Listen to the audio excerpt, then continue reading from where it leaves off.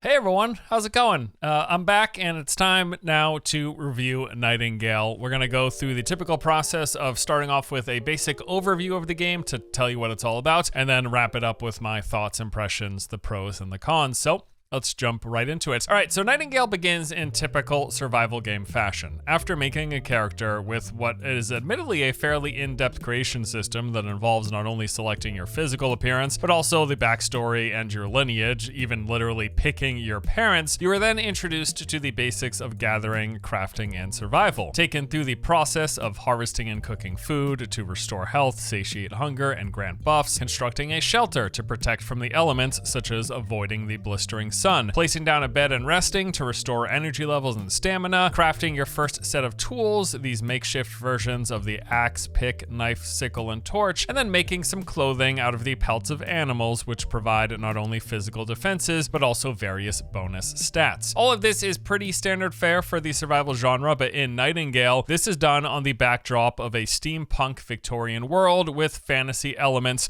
and interdimensional travel. Guiding you through this tutorial and pretty much the entire rest of the game is a fey creature that goes by the name of Puck. Now, he appears between major story beats and game progression moments, materializing out of nowhere to chime in with some helpful advice and a few personal anecdotes here and there. Puck is basically there to tell you where you are, why you're there, and what your next major goals are. Besides Puck, early on you're also introduced to the realms. These are portals that take you from one location to another. Now, this is another major feature of the game. It is tied directly to progression. Essentially, using what are called realm cards that you will unlock and craft as you play through the game, you are able to select what sort of realms that you want to travel to, and these are just areas for you to do various things, the survival crafting stuff. You'll pick from one of the game's 3 current biomes, which include a forest, desert, and swamp, along with a handful of what are major realm types, each with their own themes, benefits, and some have drawbacks as well. So once you've gone through this starting tutorial, it is time to open up your very first major realm portal. At this point, Puck asks which of the 3 biomes that you would prefer, and he will grant you a card for that one. For me personally, I decided to start with the forest. Now, along with this biome card that you select, you are also granted a major card for an abeyance realm, and this is just the name for the beginning starter type of realm. It comes with a low level of danger when it comes to enemies you'll encounter, as well as being full of early game resources, a few points of interest to explore, and it's also going to be a good place for constructing your first estate, which is your home base, and it houses the sites of power, which are these mini dungeons that you must clear to progress through the game. These are basically your major progression points, the things that you are working to, encountering, and overcoming. So you head to the machine that's just besides the first portal, you place both the biome card and your major realm card inside, and open the portal, at which point the realm combination that you have entered starts being constructed. Quite literally, actually, this is when the seed for the realm is being spun up. These are procedurally generated locations, and again, depending on which realm cards you put in,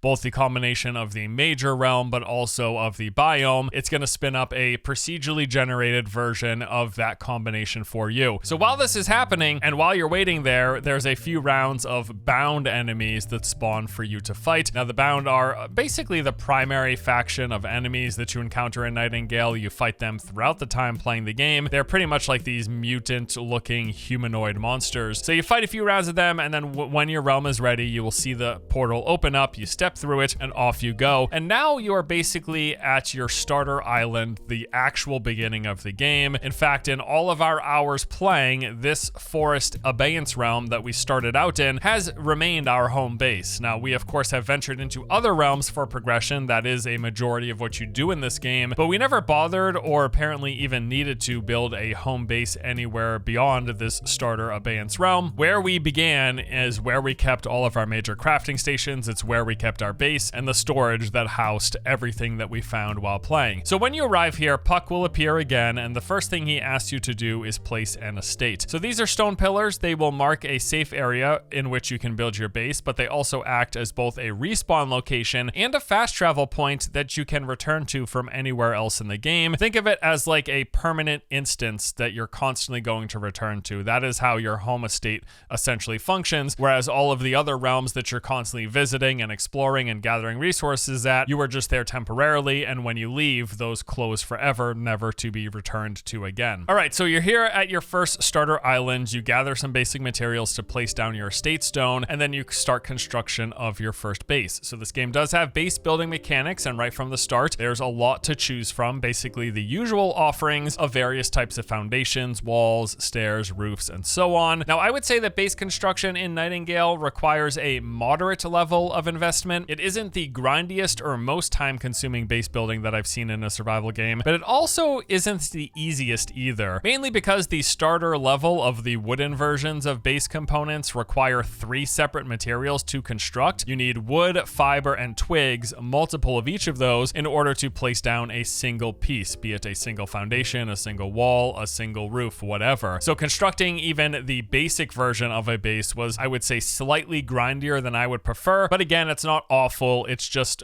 it's a moderate level of grind and time investment, as I said. Now, after placing the estate stone, and if you want, you could start building your base, but you don't have to. Once you place the estate stone, Puck will return, and with him comes another task. He asks you to enter your first site of power to retrieve the Antiquarian Major Realm card. Now, this is basically where the main gameplay progression loop of Nightingale truly begins, these sites of power. So sites of power are sort of like mini dungeons. Inside of them, you will encounter traps, big groups of enemies to fight. Sometimes there will be puzzles, and at the very end, there will be a boss for you to fight. Making your way through and killing the final boss of a site of power will grant you the next major realm card, which more or less opens up the next tier of realms, rewarding higher level resources and currencies, which then let you make the better stuff to enter the next tier, so on and so on. It is a typical progression tier of you climbing the ladder, getting better resources to make better stuff. That better stuff lets you go to harder areas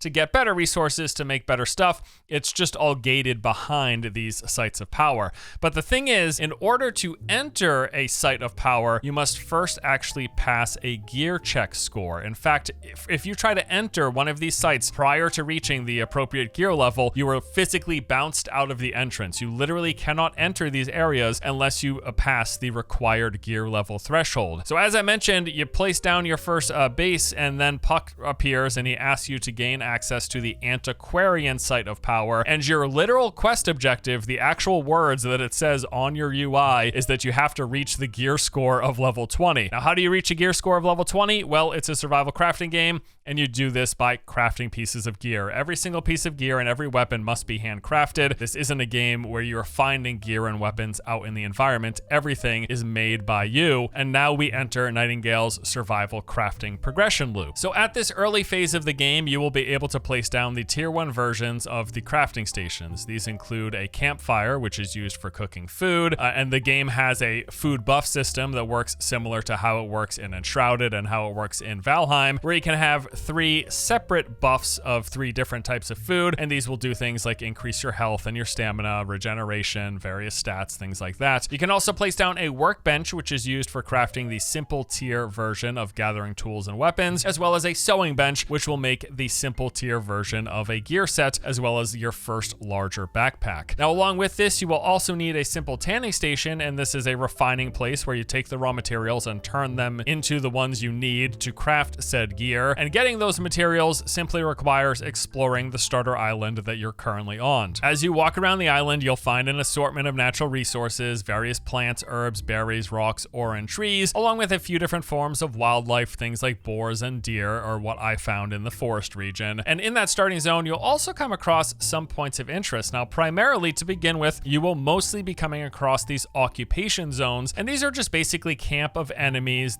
They're mainly the bound faction that we saw earlier, and once you clear a few waves of bound, you'll be rewarded with some resources as well as the game's main currency, which is called essence. So you'll build your crafting stations, you'll go out to gather the necessary materials while exploring your home island and clearing some occupation zones, looting various chests and containers, fighting some wildlife, doing some harvesting, gathering, and then you will bring all of that back to your main base and use those materials to craft that early game simple set of gear and weapons until eventually you reach the gear score of 20. Now, once you have acquired this sufficient level of gear, you are now able to enter that Antiquarian site of power. So in my playthrough experience, we reached gear score level 20. We headed to the antiquarian site of power and stepped inside. Here, what we found was a multi-tiered dungeon. There were several levels that we basically fought our way down, clearing a few groups of bound enemies. There was like a mixture of types, some melee, some range, some casters. And then at the very bottom, once we made our way all the way down, we encountered a boss room. Here, we were able to summon and fight what was called the Fabled Automation Knight. He teleported around, he had a few basic attacks, and he shot some lasers, but otherwise, pretty straightforward and simple encounter, which will be a recurring theme with any of the boss fights going forward in this game. Defeating him then unlocked that antiquarian major realm card, which then let us progress to the next major realm tier. All told, the first site of power, I believe, took us 15, maybe 20 minutes to clear. It was a pretty straightforward experience. Now, after doing that, the next objective for us was to craft a forest biome card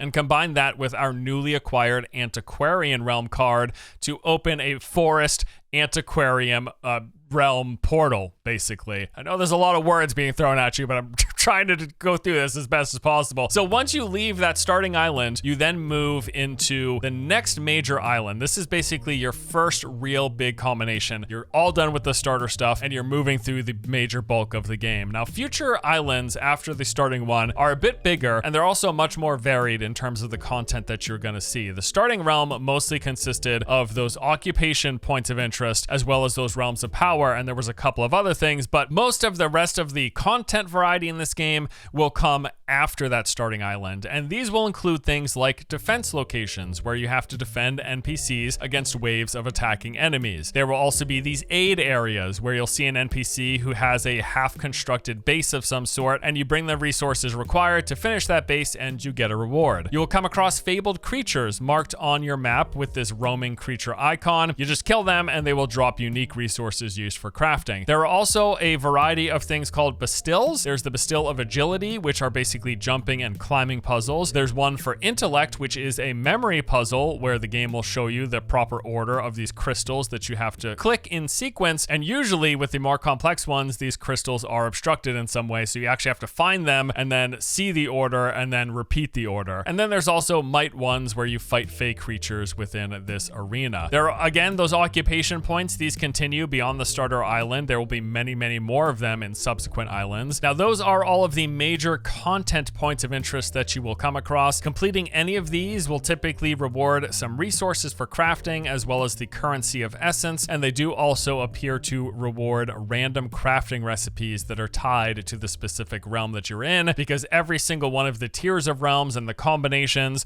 of forest, desert, and swamp, as well as the cards that you get from the sites of power, every one of those has crafting recipes associated with them, because as you're moving up the tiers, you're getting better versions of the crafting stations, and you're also getting like more cosmetics and things to put in your base and different types of base materials that you can construct and all sorts of different things. But all of these come from recipes that you get from being and spending time in each of these areas, clearing the points of interest. But then also there are these things called essence traders. Essence traders are NPCs that you will find in every one of these realms that you spin up. From them, you can spend essence, which is that primary currency that you get just by doing things, clearing points of interest and killing enemies. And you spend that essence at the traders, and they in exchange will give you various building schematics, item recipes, as well as things to increase your estate and gear scores. Also within the realms, there's a few other things. You'll notice various unmarked points of interest without any particular classification or name, like the ones I mentioned prior. Caves, ruins, castles, various things with enemies inside usually and resources to gather. There's also these locations called realmic transmuters, and this is actually quite interesting. Essentially, there are minor cards that have realm-wide effects. So, for example, one that I found was called the Thinly Veiled card, and when I took this card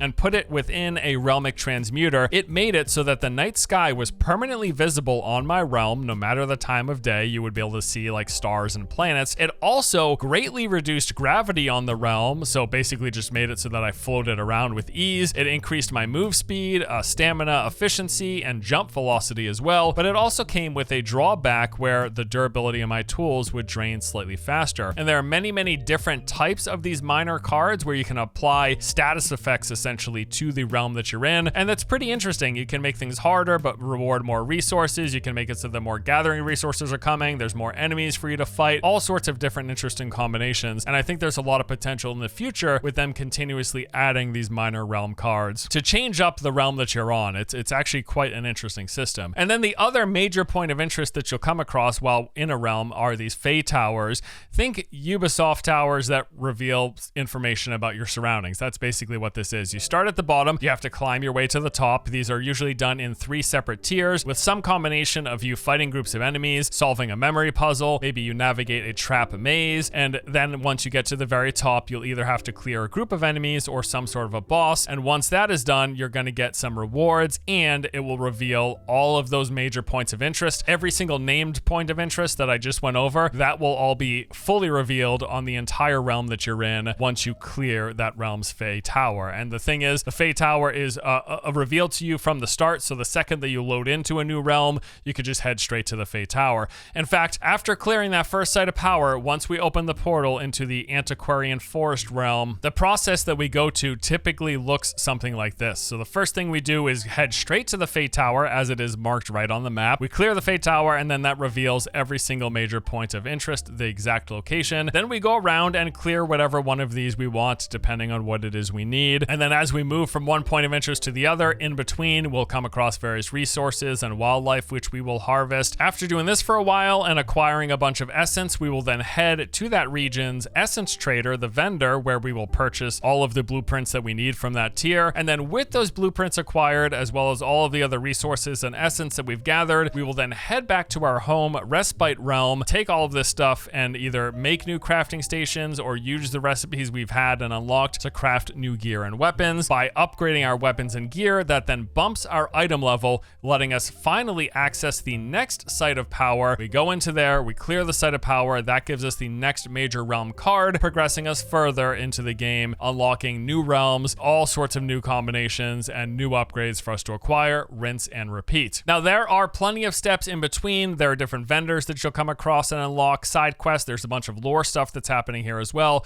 but that's the basic premise of like going to a new realm and doing everything. And then from there, the overall progression as you move through the game of Nightingale, it pretty much looks something like this. You have your starter island, you unlock the first tier of cards, you move to that first tier of realm. In there, you gather the resources, collect the currency, and learn all of the new recipes, and then you go back to your base, you craft the gear to reach the next item level threshold required for the next site of power, and then clear that site of power to unlock the next major realm card, opening a portal to the next tier, and you rinse and repeat that process several times. The major cards progression goes from Antiquarian to Herbarium, Provisioner, Astrolabe, and Gloom, until finally you unlock the Hunt realm card, and this gives you access to a realm where you're basically tracking down a couple of bosses that drop materials for what is effectively finally access to Nightingale's endgame. Now, this next part is a bit of a spoiler territory, but basically you unlock a new location which has a bunch of NPCs in it. I'm also told this is some sort of a social hub as well, although we didn't see that in our review version. I don't know if it's because there aren't enough people reviewing the game at the time, or because it's not fully unlocked. I'm not exactly sure, but anyways, you go to a point where you've gone through this whole process of climbing through these realms, unlocking new realm cards, getting stronger and stronger and stronger. You get to this new area, bunch of NPCs there, bunch of new rewards, higher tier items and recipes and stuff, and you're also unlocking these new what are essentially dungeons, these apex dungeons that you go in, you fight, you get new rewards, and then you finally go to the final tier, which are then ascension versions, which are just like hard mode versions of everything we've mentioned thus far. All of these major realm cards, you're unlocking the hard mode version of these in this ascension version. And then from there, I believe, at least, because we've stopped playing at this point for reasons that I'll mention in a moment, I believe after you climb through the ascension realm that then there's also going to be ascended apex boss dungeons for you to fight. But I'm actually not certain, because after the time we've put in thus far, which has been a significant amount of time,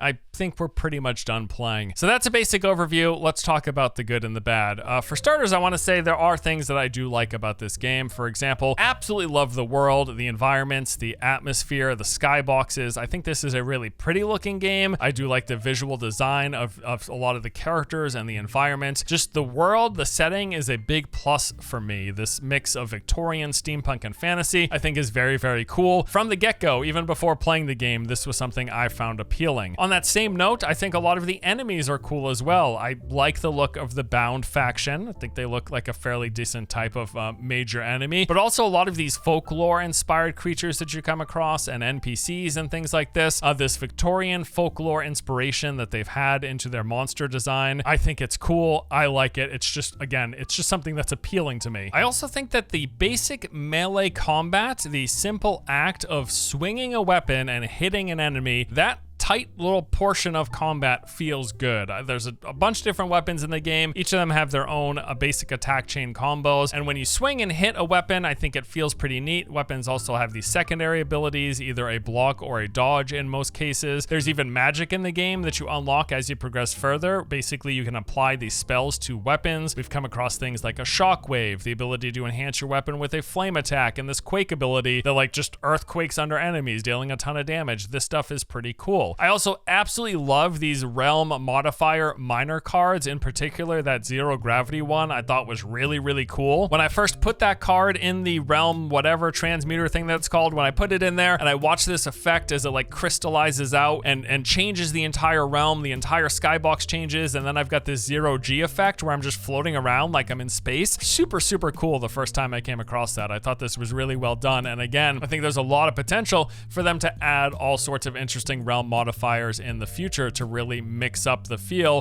while you're spending time in this survival crafting environment. I do like the variety of points of interest between the combat encounters, the memory puzzles, and jumping puzzles. I like this combination, and I feel like they could even continue to add more and more to that because this is a procedural game with you constantly spinning up new realms. There's a lot of potential for a lot more variety, but I do like what's here as a base. I also like how they have these unique crafting components where basically, so to make a set of armor, you're going to need some like hide and twine. To make a weapon, you'll need pieces of wood and some ore or ingots or whatever, but there's different sources, and all those different sources have different potential buffs, granting you different bonuses to different stats, and you can really basically tailor to a play style depending on the resources that you use. There will be, for example, hides that give you more health and health regeneration, or stamina and stamina regeneration, or increased melee or range damage, or spell damage, and there's a lot of different combinations that you can do when crafting the same simple weapon or the same simple piece of gear. It can have vastly different stats depending on the resources that you put into it.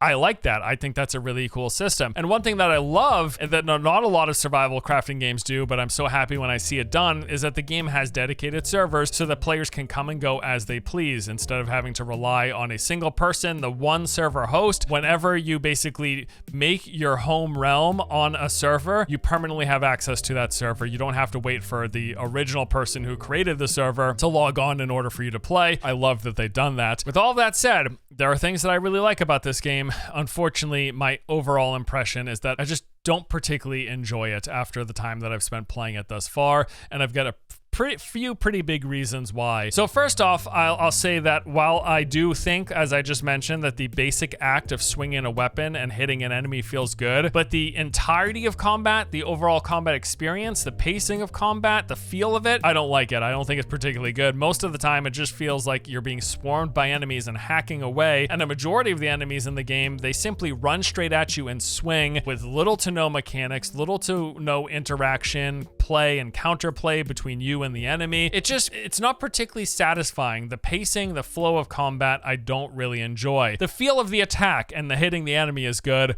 Everything else about the combat I think isn't particularly good and feels just a little janky and rough around the edges, especially when I get into any long combat encounters like the horde modes or being in the dungeons where I have to fight off waves and waves of enemies.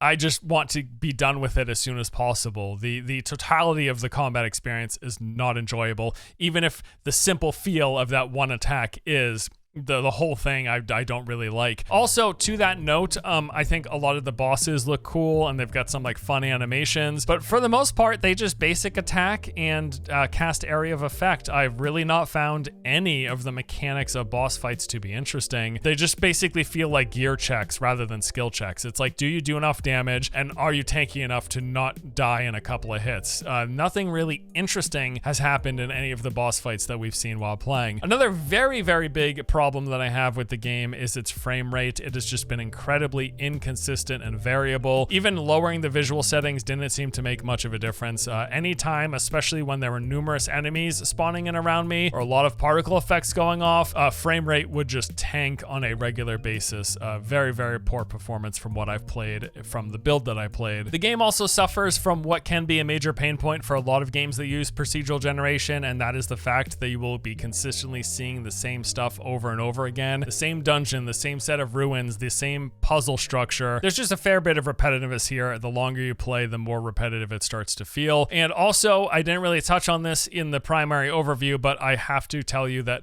progression through the game, the whole crafting loop, is incredibly slow. And this is probably one of the biggest issues I have with the game outside of its performance. So in between each one of those tiers, I talked about how we move up the tiers, we clear a site of power, we get access to a new realm card, we move to the next tier, gather new resources, get new recipes, make new stuff, go to the next tier. Well, in between that, sometimes is hours and hours and hours worth of gathering, refining, and crafting components. The main reason is because there are multiple tiers of every single type of crafting and refining station in the game, which there are quite a few of them. And a lot of times, in order to make new ones of these, they require several components made from prior stations, and those components require numerous materials from different sources, and many times from other crafting stations that those components require numerous sources of different things. So what it ends up being a lot of time is a very long chain of trying to figure out the base material to craft and make one component, and then turning that component into another component, and then taking multiple of those and using it to make another component to finally have the item that you need to craft the station. And then that station typically takes multiple components. So it's just like a very long a chain of items that you're moving down, like raw resource into component, and that component and with another component into a component, and that component into another component. And then after like 7 or 8 steps, you finally reached getting the item that you need to make the table. Rather than a simple way to just do this tiered progression is to just have the tiered resources. So you've got the tier 1 wood that's used to make the tier 1 table, and then when you get to the tier 2 table, just require the tier 2 wood. But no, they require that combination of things and kind of going up, and it's just a lot, really, is what it comes down to, and we just found it very grindy, and for that reason, we found this portion of progression to be very slow. In fact, I would say this game, very much so more than other survival games I've played recently, it focuses a lot more on the grind of gathering and crafting and spending time in your base, refining and working on your stations. There's more emphasis on that and less emphasis on being out in the wilderness and exploring, because you're gated behind these gear checks in order to progress through the game, and to do that, you need those resources and you need those tables, the higher tiers, to make the better gear and to work your way up. You are just required to do a lot of this stuff, and that's fine, having these required thresholds. I just don't enjoy the major emphasis on this part of it, and some people might love it. Some people might love the gathering and crafting to be what feels like the primary focus. I want more of the adventuring and exploration and combat to be the primary focus, but actually maybe not so much right now, because I feel like the combat, like I said, isn't particularly fun. But if they improve the combat, I would love to be spending more time doing that than spending time refining and at my base doing the crafting stations. I also feel like the game just needs quite a few of quality of life features that are seen in other survival crafting games that just aren't here. So for example, pulling items from chests, because I mentioned all of those tiers needed, and there are many different tiers and many different sources of all of these different reagents and recipes and resources, there's a lot of individual unique items in this game, and you'll have many stacks of many different types of items with many different tiers. When you craft at a crafting station, it will not pull from any of the boxes within your chest. You have to manually pull them out. Wouldn't it be a problem if this whole system was a bit more streamlined? But because it's so spread out and there's just numerically so many different numbers of things, having to manually pull everything from your chest as you're going through this whole process that I complained about a moment ago, that is just extra tedious and makes the whole thing even worse. And also right now there is no auto stack or auto deposit option, which I think there needs to be as well. Anytime we open a chest, let us automatically pull anything that's in that chest that's also in our inventory, pull it from one to the other instead of having to manually go through and move one at a time, or dump all. Those are the only two options right now. Dump everything you have or manually move the ones for whatever box that you happen to be opening at a time.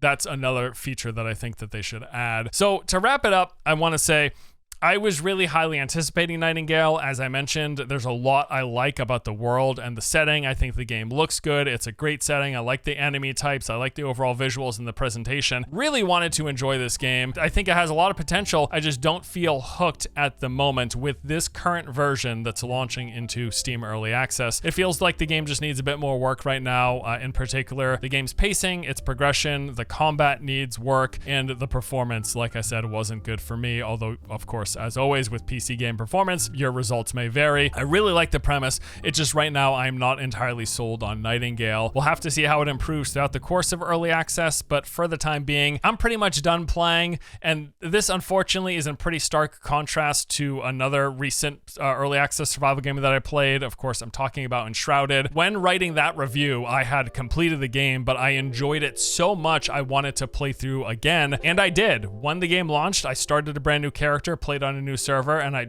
played through it a second time with my friends because I was loving it that much. I will not be doing that with Nightingale. Now that I'm done playing for the review, I'm pretty much done for the moment.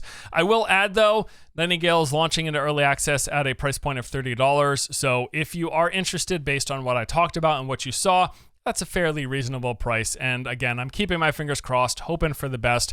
I do believe in this dev team as well. Everything I've heard about their communication leaves me instilled with the confidence that they're at least going to take a good, honest shot at that, at the game and improving it throughout the course of early access. I don't think they're going to cut and run. That's not my expectation, at least. Not at all, not even a little bit. So we'll see how it goes throughout early access. I don't know what the initial reception is going to be in the general public, but my impressions are pretty lukewarm. I want it to be better. I hope it gets better. There is a foundation to what's here that I enjoy, but I just think it needs quite a bit more work, and we'll see if it gets that and if it turns around throughout the course of early access. But for now, that's me done for today. Thank you for watching. Hope you enjoyed the vid. Thanks for watching. I said that.